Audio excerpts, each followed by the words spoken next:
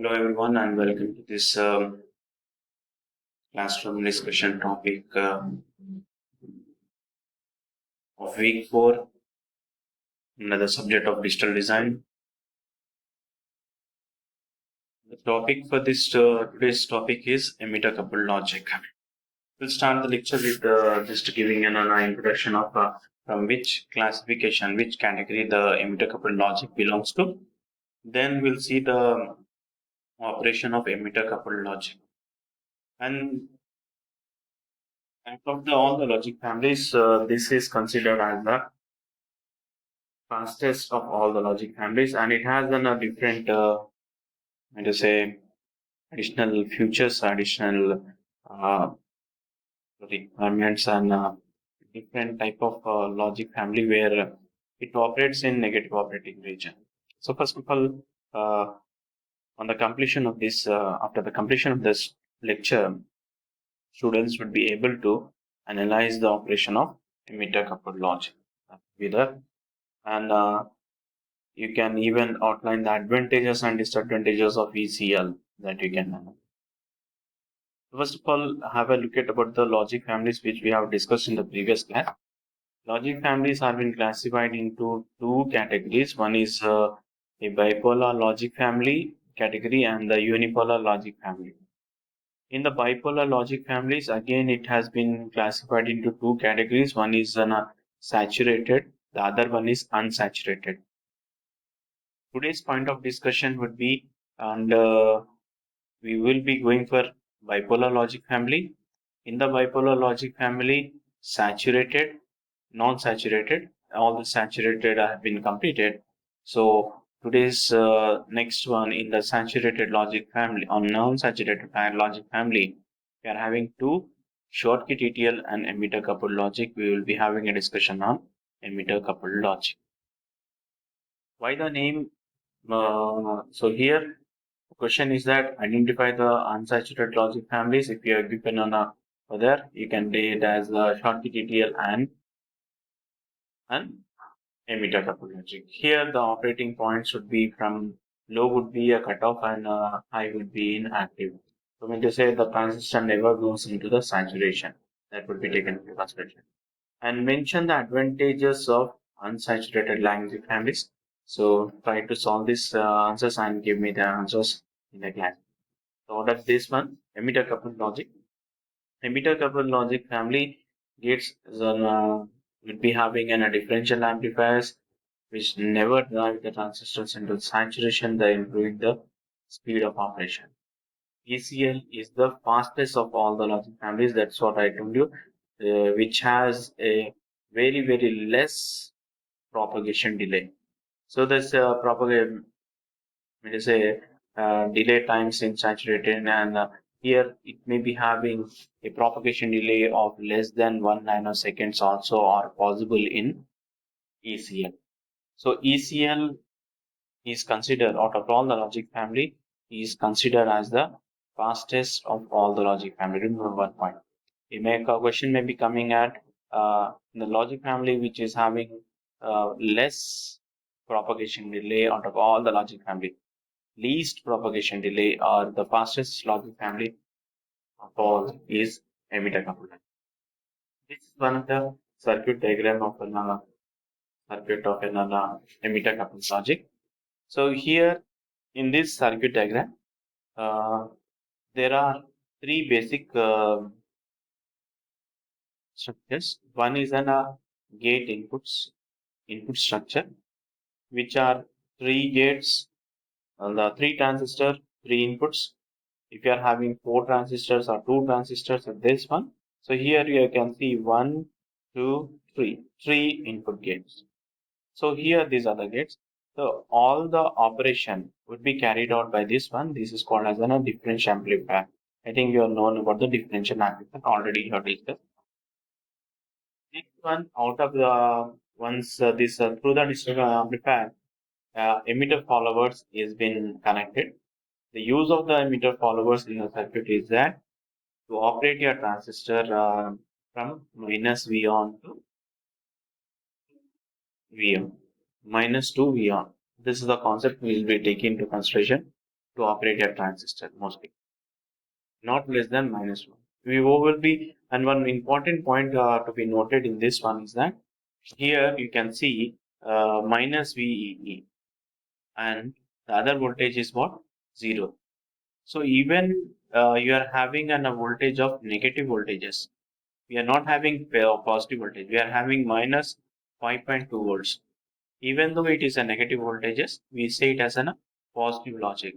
Why we say it as a positive logic is that the reason behind the saying in the positive logic that more negative is in a logic low, more positive mean to say approaching towards the ground. Zero is considered as logic high, and minus voltages are considered as logic low. That is the concept we will be using for positive logic. So here we will be taking another more negative voltage like minus beyond like 1.8 volts. We will take into consideration minus 1.8 will be considered as low. Here we will take it as minus 1.8 volts would be low, and minus 0.8 volts to be high. So here more negative is what? Minus 1.9, 1.5. So minus 1.8 volts is low voltage, and 0.8 volts is high voltage. It is not high voltage because it is nearer to the zero. This is the other. This is the concept we should draw in positive logic. This is the circuit diagram. Once again, it is represented over here, circuit analysis. So I'm telling you here, 0 is nothing but minus 1 point, low voltage. And this is what, this is low voltage, and this is your high voltage. Minus, nearer to the,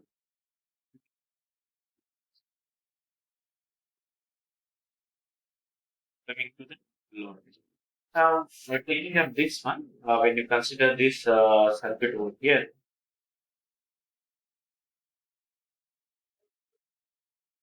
considering this circuit over here. So when you take up this circuit, we can see there is a differential amplifier. A change in the voltage, if you are applying very low voltage at one side, automatically the total shifting of current will be on one side. That will be shown over here. You can see.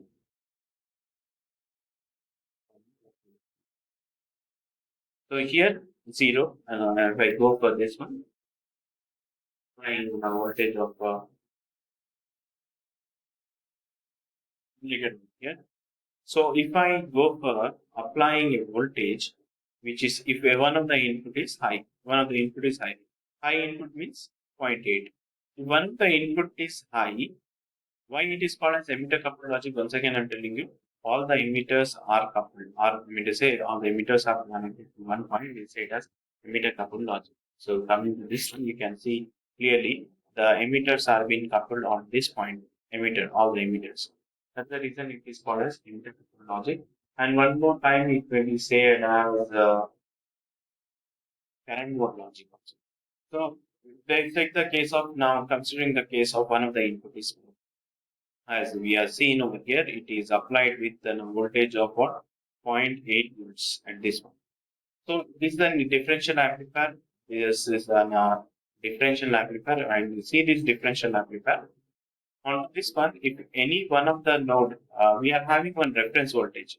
VBB is the reference voltage. You can see over here. 1.3 is the reference voltage. So if your voltage is less than your reference voltage, we say it as high voltage. We need to apply a high voltage on one side, the total current would be drawn by another side. If you shift it, if you make this voltage the low, the total current would be drawn onto this one, reference voltage. One side would be reference voltage, the other side would be the inputs. So as for this one, if you apply a high voltage at one of the input, then automatically the total shifting, I mean, say the current shifts onto one side. So here the drop across this resistance RC1, the drop across this resistance would be, if you calculate it up, it would be nearly 1 volt. Now this voltage, when you take it into consideration, and this would be making your transistor to be conducting, and voltage across this VBE is equal to what? 0.8. So sum of these voltages and which would be appearing at this point would be what? Minus 1.8 volts. And here the total current is being drawn on one side. Here you will be having negligible current or very low current at RC2. So the drop across the RC2 we will be considering as zero. The drop across the other transistor we will be having an would be VBE, say zero point 0.8, which would be equal to zero point 0.8. Only one block would be there, which will be considered over here, transistor. So here this would be high. Now let's take the case of when all the inputs are high.